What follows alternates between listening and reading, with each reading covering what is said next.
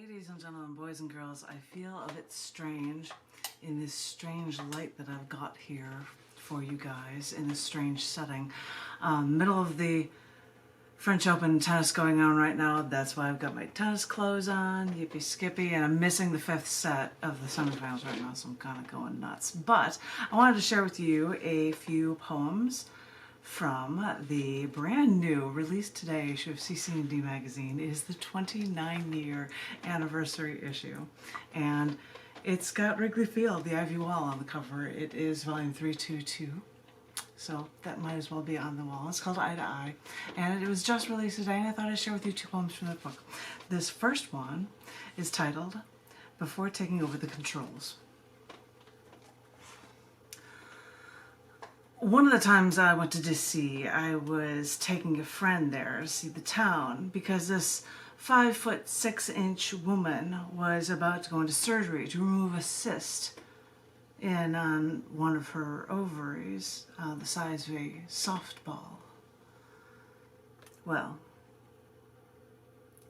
a friend was driving us to O'Hare Airport, but before we got on the road, I picked up a small Domino's pizza, and we all started drinking along the Kennedy. And we agreed that the best bite of any slice of pizza was that one center bite. So we agreed right then and there to eat the center bites of all of the triangles of pizza before we went on to eat more pizza before our flight. And, you know, another time I was flying to New Orleans on a business trip, and one coworker was scheduled to fly with me before our flight, and the thing was, I knew that she had a lot of fear of flying.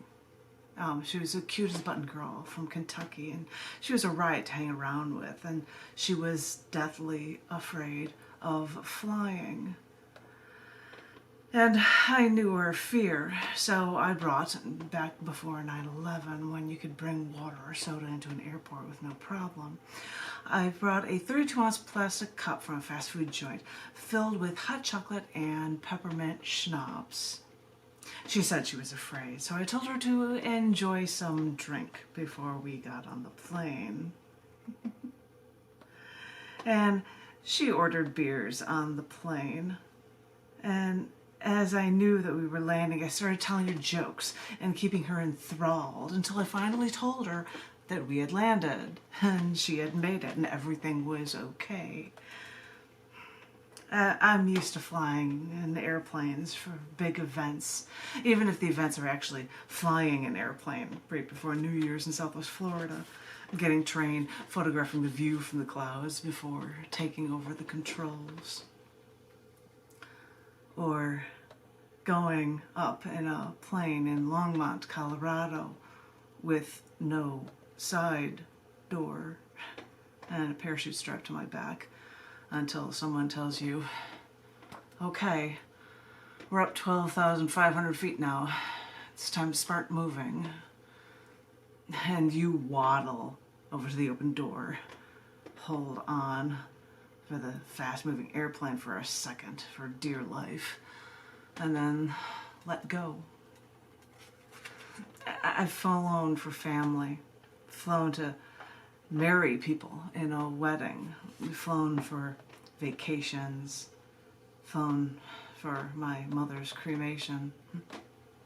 It's amazing that sometimes the trip can be a story, but wait for the flight to land, and that's when the real story will begin. And I should actually show you this while I'm looking through this.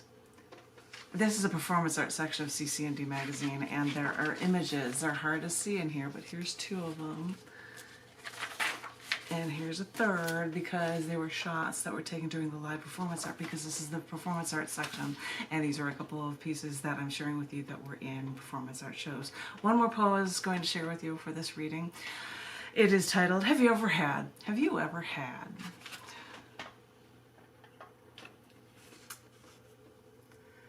Have you ever had a bug sandwich before? I'm sure that your answer is probably no.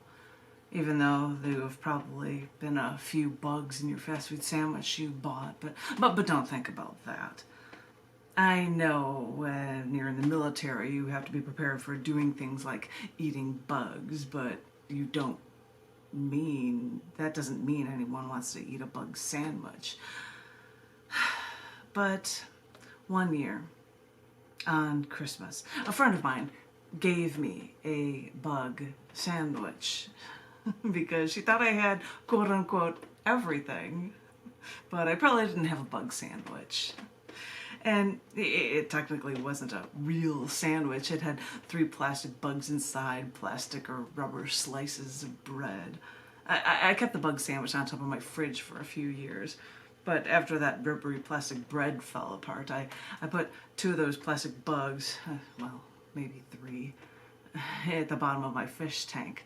So in a way, I tried to keep the memory of that bug sandwich alive. So if you're ever wondering what to get someone for Christmas, if you have to buy a gift for someone who has everything, go to a trick shop and get them a bug sandwich. In a strange way, I'm sure they'll like it. There's one more shot from these readings. You can't see them from this book, but they are links in the online issues as well as in black and white versions in the interior of this book, Eye to Eye, which is volume 322 of cc&d magazine. Aha, voila, the 29-year anniversary issue. I can't believe I've got that many issues of these books. This is blowing my mind. Anyway, it is the coolest thing to be able to have a cc&d magazine running this long. It's cool to be able to share some poetry for you in honor of the first Wednesday's community poetry open mic that used to run on the first Wednesday of every month at Half Price Books at North Lamar in Austin, Texas from 1 to 3 p.m. Central Standard Time. I hope you enjoyed those readings. I'm going to do maybe a couple more readings from this book, maybe a few from another. Maybe I'll watch some French Open while it's going on. I can't believe I'm missing it. Anywho, I hope everyone is hanging in there and being safe and being creative, and I look forward to hearing from each and every one of you very, very soon. Thank you all so very much. Thank you, thank you, thank you.